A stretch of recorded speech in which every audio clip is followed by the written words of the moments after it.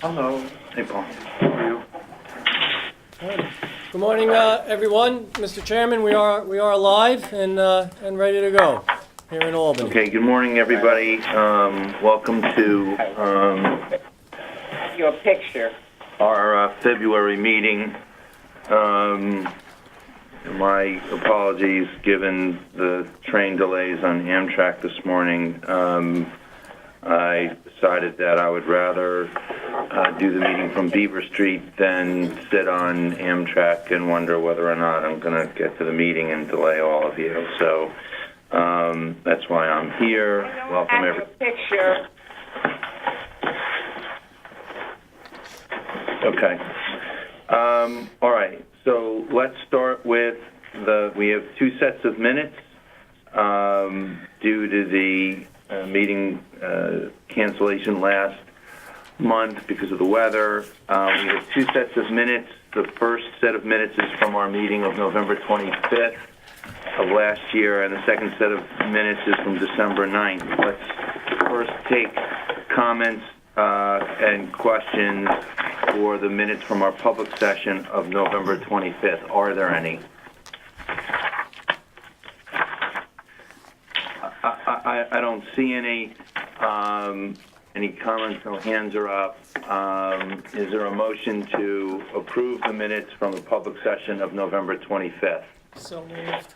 So moved. Is there a second? Second. All in favor? Raise your hands. Aye. I have one problem. I can't see you. And I don't know if it's my fault or yours. We can see you. Can't see you either. Let me ask Nope, him. there's Marvin.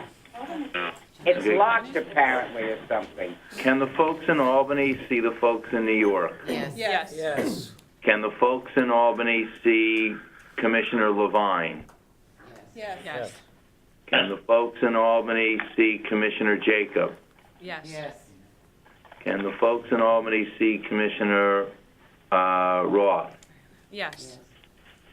And how about Dave Renzi? Can we see Dave Renzi? Yes. Okay, so we in New York can see all of you, and it sounds like Albany can see everybody else. Other than Judge Roth, are any of the other folks who are calling in unable to see any of the other commissioners? No. Can't see you. Who is that? Marvin, you can't see New York? Can you? I can't see you. Right? No, I can't see New York either, Mr. Chairman. This is Serge. Nor can I. Okay, I so believe it's the can we get system. that fixed, please, and then we'll proceed? I think that's the way the system works. I don't believe that the people who are participating via the webcast system can see the video conferencing system. Okay, so everybody in Albany, can the members of the public see all of the members of the commission? Yes. Yes. Great, let's proceed then. We have a motion which has been seconded to approve the minutes from November 25th. We were taking a roll call. I believe the ayes were counted. I see Commissioner Rath has just joined us. Good morning, Mary Lou. Did you have any comments or questions about our minutes from our public session of November 25th? Good morning. No, I did not. Okay. So far, we've taken a vote on those minutes, and there have been no dissenting votes. Can I, let's just take, now that you're here, let's just take a call again for the ayes in support of the motion. Aye. All right. Are there any noes? Seeing none and hearing none, the motion is adopted. Let's now turn to the minutes of December 9th. Are there any comments or questions about the minutes from our public session of December 9th? Hearing none, can I have a motion to approve the minutes from the public session of December 9th? So moved. Is there a second? I'll second it. Second. All in favor, raise your hands and say aye in support of the motion. Aye. Aye. Are there any noes? Seeing none, the motion is adopted. Okay. I'm now going to turn to Letitia and ask us to give a report on 3 items. Thank you, Chairman. Commissioners, over the last several months, we've been actively pursuing compliance with the FDS requirements. Last fall, we issued 40 notices I of... can't hear you. I'm sorry, Judge Roth, I'll try to speak up. Last fall, we issued 40 notices of delinquency. They were posted on our website. Of those 40s, to date, we have settled 17 of them. We also have approximately 17 settlement agreements for the Commission to review and approve today. Through this compliance effort, we believe that we will seek additional compliance in the future, and that this effort has certainly raised awareness with respect to FDS requirements for those individuals who are required to file. With respect to the third quarter financial report, I'm going to turn that over to our Chief of Staff and Deputy Counsel, Monica Stam. Our Director for Administration, Steve Boland, is not here today, so I will present the report. In the third quarter, which ended as of December 31st, 2014, the Commission spent approximately $744,000 in personal services and approximately $130,000 in non-personal services. That brings us to about 60% of our appropriation that was spent as of the third quarter. That's typical. Usually the fourth quarter is where a lot of the expenses come through. Does anyone have any questions? I can try and address them, or refer them to Steve, and he can address them after the meeting. Okay.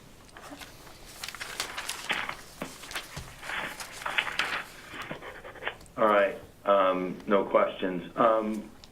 Letitia's going to give us a brief report on the report that the Commission issued on February 2nd. I just want to comment and say, first of all, thank you to all of the Commissioners for your efforts in putting together this important document. We worked very hard and I think worked very well to achieve a consensus on recommendations that we could all agree would improve the operation of JCOP, as well as making recommendations to the legislative and executive branches about substantive changes to the law that we feel would enhance our ability to carry out our mission. And so, again, thank you very much. With that, I'll turn it over to Letitia. Thank you. As the Commission is aware, on February 2nd of this year, we issued our report pursuant to executive law. Elsie, you have to get closer to the mic, please. Judge, I'm as close as I can get to the mic without leaning completely in. But can I move this? Yes. Yeah. But I don't know how far it will go. I think did you just pull it out? Can you hear me now, Judge? We're good. No. Judge, are you able to hear me? We can hear you in New York. Can you hear me loud and clear? Yeah. Okay. All right. So as I was saying, with respect to the report, we delivered it to the governor and to the legislature on February 2nd. The report included legislative recommendations, as we discussed, which would increase disclosure, which would strengthen our enforcement. With respect to those legislative recommendations, we've been having meetings with good government groups. We'll continue having meetings with the goal of getting some of these legislative reforms adopted this legislative session. I want to talk briefly about some of the other initiatives that we talked about and discussed in the report, things that we've been working on or things that we will be working on in the near future. The two areas that we're really going to be focusing on this year are providing new guidance and updating the existing guidance on the Lobby Act, and improving and investing in our technology. Based on the new provisions in PIRA and based on issues that have been raised through our dialogue with the community, we have been presented, and we recognize the need to address the multiple forms of government advocacy that we're seeing today. Over the next year, we intend to address some of those outstanding legal questions concerning grassroots lobbying effort, consulting versus lobbying, the language that was added in PURA, intent to introduce legislation and what that means, grassroots lobbying efforts. Next month at our meeting, we will be presenting the Commission with proposed guidance on when consultants must register as lobbyists. Along those lines, we're also going to be investing in our technology, and we'll be redesigning our lobby filing system. We'll be working with ITS. We are going to be hiring experts to redesign the system and our website. The goal of the new system is going to make it hopefully easier for those who file to input the data. It will make it easier for the public to receive the data and to retrieve it from our system.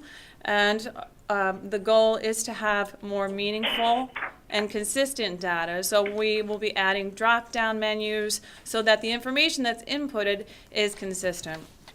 With respect to our website, our goal is to make it more user-friendly, of course, and to add more search tools and search functionality, catalog our advisory opinions, and overall just make it more user-friendly.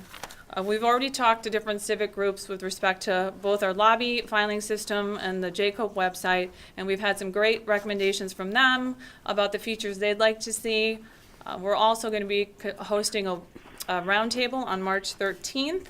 And at the conclusion of this meeting, we'll send out an e-blast with the details on how you can register for that roundtable. So that concludes my report, Chair, on the report issued on February 2nd. Thank you very much. Comments or questions?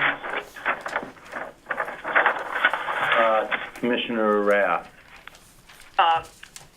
Letitia, the sound foreclosed me hearing what you said regarding discussion with legislative leaders. I know you and I spoke, and I believe, of course, it was before I went away.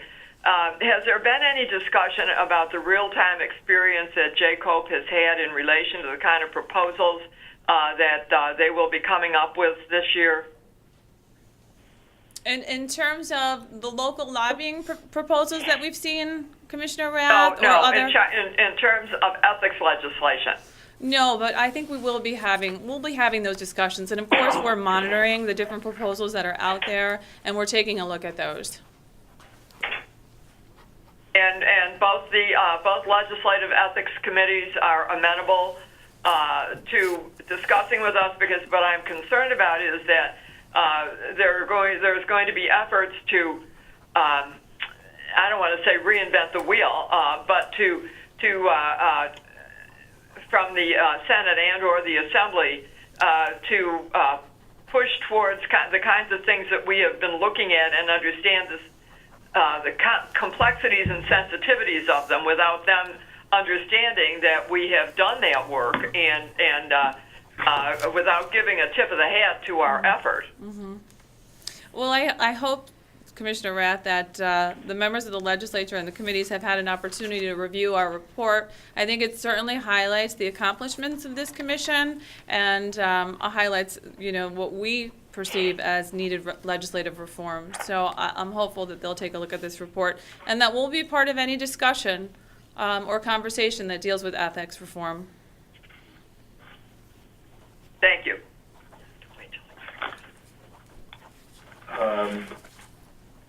Thank you. Anybody else? No? Okay. I will entertain a motion for the commission to enter into executive session pursuant to Executive Law, Section 9419B. So moved. Is there a second? Second. All in favor, raise your hand and say aye. Aye. Aye. Aye. Are there any opposed? Seeing none, the motion is carried, and we'll enter into executive session. When we complete our executive session, we'll come back into public session, and to the extent that we are permitted by law to do so, we will update the public on the matters that were considered during our executive session. Thank you very much.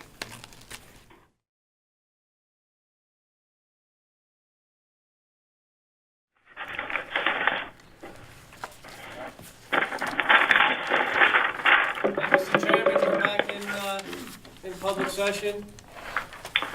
All right, we're now back in public session. During our executive session, we considered and approved 2 exemptions from the requirements of public officer law, section 73, 8-B. We approved a number of settlements in FDS enforcement actions.